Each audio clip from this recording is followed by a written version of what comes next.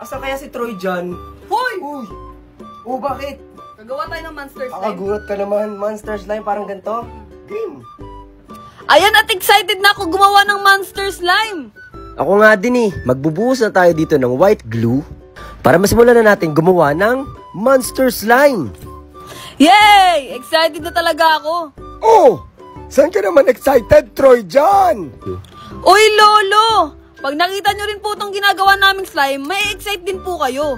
Talaga? Ano bang klaseng slime yan? Kulay pula yung nilagay mong kulay. Aba, mahulaan nyo kaya itong ginagawa namin, Lolo? Sige, bigyan mo ko ng clue.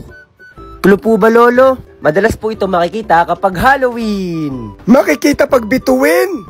Lolo, hindi po bituin. Halloween. Ah, Halloween. Alam ko na. Ano po, Lolo? Kandila?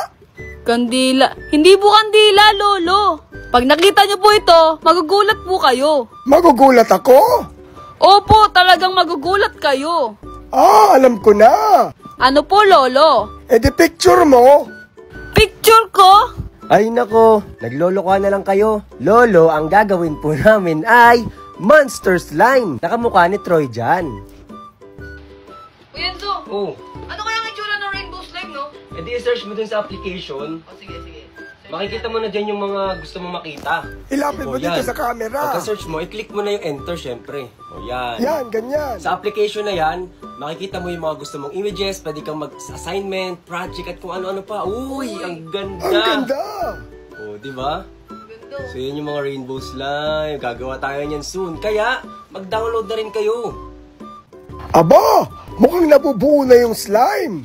Opo, Lolo, malapit na po ito. Konting-konti na lang, Lolo, at magmumukha ng monster yung ginagawa nating slime. Magiging kamukha ba yan ni Troy dyan?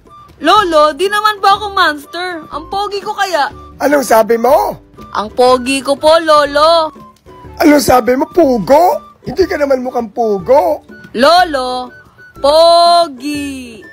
Ah, pogi ako. Salamat naman. Bala ka na nga po, Lolo. Hindi mo naman po naririnig mga sinasabi ko. Ay naku, mag-focus na lang tayo dito sa slime. Tingnan nyo, malapit nang mabuo. Konting-konti na lang yan. Excited na talaga ako. Ako din. Gusto ko lang makita yung itsura ng monster slime na ginagawa nyo.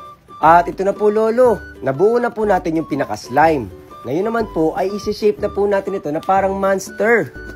Wow, naging hugis bilog na siya. At syempre, para maging monster, ay lalagyan natin ito ng dalawang mata. Wow, ang cute. Ang cute naman ng pink na monster na yan. O, diba? Kamukha mo? Sige na nga po, Lolo. Kamukha ko na nga po. Ang cute! Parang si Troy dyan. Oo nga po, Lolo eh. Kaya ano pa hinihintay natin? Ipakita na natin sa kanila ang ating monster slime. Paano kaya kapag nabuhay to, no, parang ganito? What? Okay, gawa na rin kayo.